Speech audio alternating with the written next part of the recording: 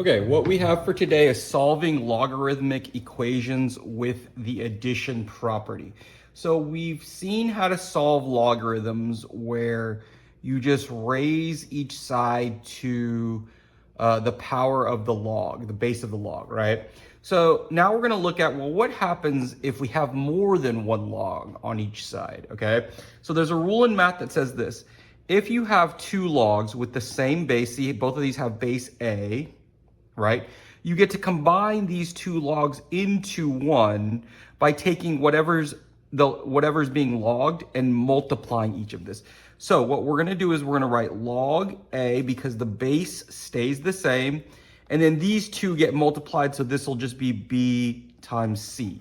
Okay. And that's what we get to do first. So whenever you see more than one log on a side of an equation, we need to combine them first. Okay. So if you look here, this side has two logs. This side only has one, so I'm not going to worry about it. But this side has two. So what I'm going to do is I'm going to take these two logs and combine them first before I solve anything. So I'm going to rewrite my log, always keep my log for me one time. And because there's a plus sign in between here, I can take these two and multiply them. So 4x times 5 is going to give me 20x. And I'm just going to rewrite the other side. Again, I'm not messing with it. Well, this looks like what we did yesterday. So now we're just going to solve these logs. So what power am I going to raise this to cancel? I'm going to raise this 3 and 3, right? And then I can cancel here and I can cancel here. And I'm left with 20x equals 21. And then it's just a normal solve from here divided by 20 divided by 20. So x equals 21 over 20. 21 and 20 can't simplify, so I'm going to leave the fraction like that. Okay.